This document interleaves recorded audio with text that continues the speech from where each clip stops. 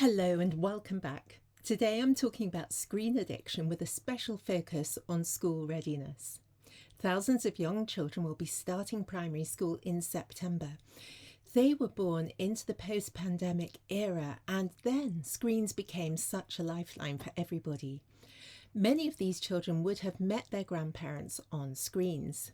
Their siblings would have had play dates on screens. So screens were no longer a kind of nice thing to have, but they had become really essential for things like banking and work meetings, ordering shopping, staying connected with friends and family, speaking with the doctor, and of course school, which for those children's siblings had moved online. Children starting school in reception this September are part of a new generation who have grown up seeing screens as central and essential for their parents to carry out day-to-day tasks. In this way, these children may even have a kind of screen first, people second perspective on life. When they start school, they will find that screens play a supporting role and that people come first.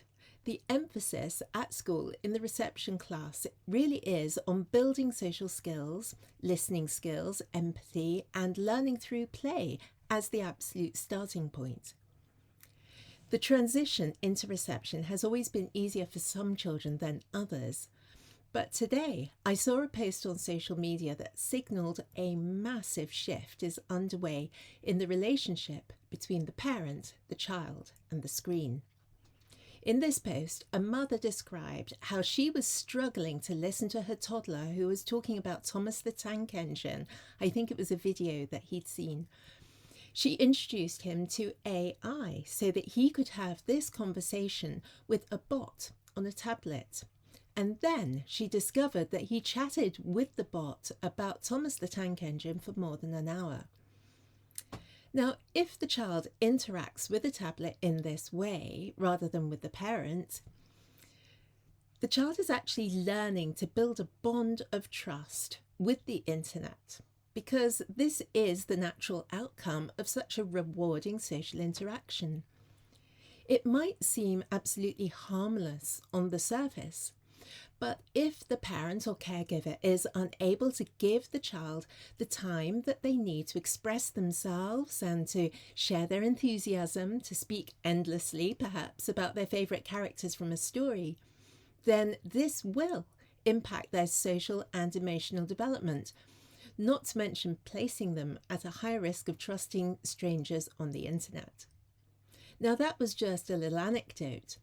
But over-reliance on the internet can develop into addiction even in early childhood. And internet addiction in childhood is now a recognised behavioural disorder.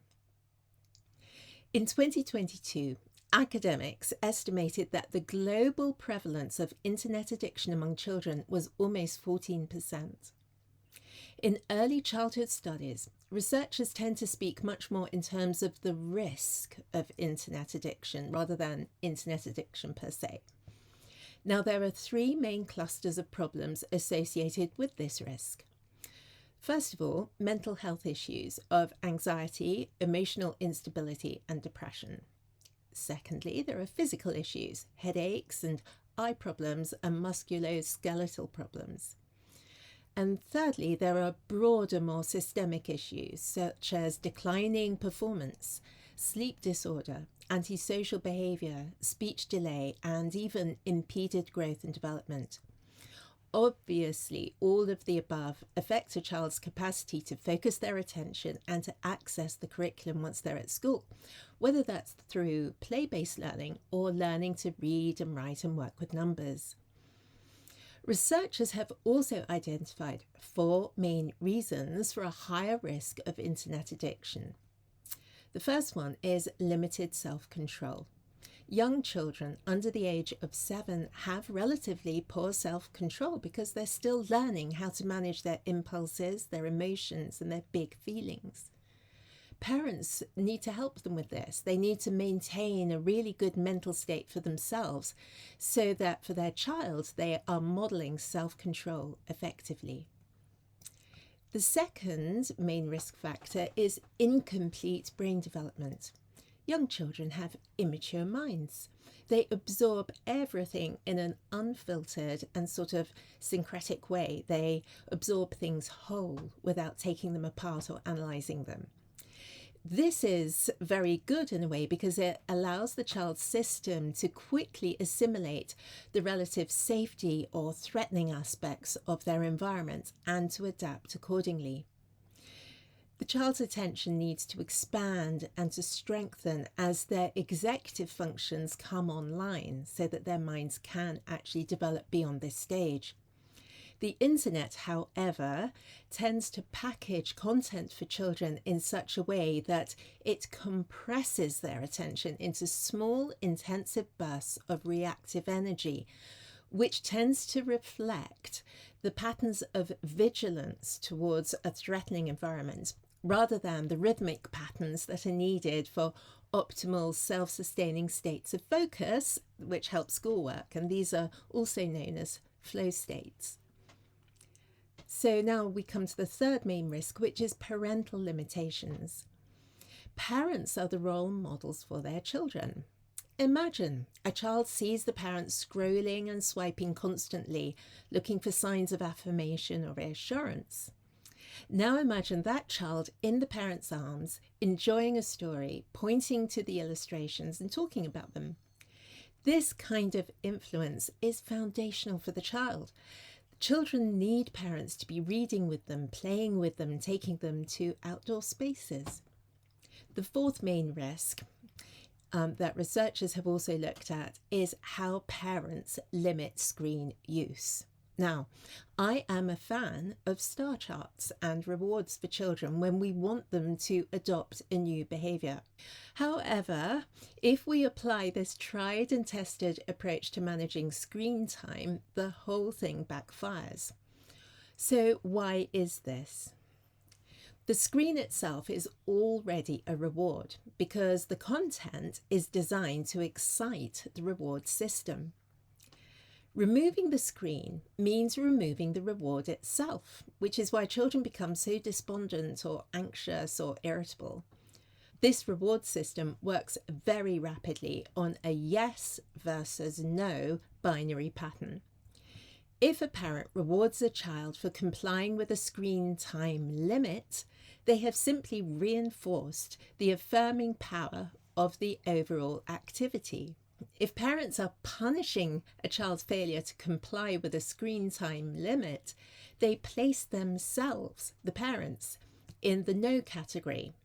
And this once again reinforces the relative power of the child's use of the screen. This is why an intervention that used rewards and sanctions around screen time compliance resulted in an increase in overall screen time instead of the hoped for decrease. So, what can we do? Well, we need a lateral move. A lateral move is necessary to dilute the power of the screens in the child's reward system. Just as we would pour fresh water into a bucket of murky water, we can also pour healthy activities into the children's lives to weaken the power of screens. During the pandemic, sports, outdoor activities, and creative activities completely stopped. And this is when the screens took over. Now we need to rewild our children and to immerse them once again in all the creativity and the sports that have always helped young people to discover their passions, talents, and resilience. And this has been borne out by research as well. Intensive team sports reduce the risk of addiction as well as improving communication and motor skills.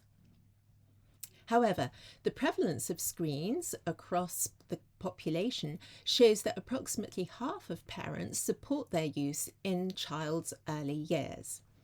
Ofcom figures published in 2021 showed that in 2020, 48% of UK children aged 3 to 4 years owned a tablet, and 90% of children aged 3 to 4 years watched on-demand videos. As I have already mentioned, screen time limits don't really work.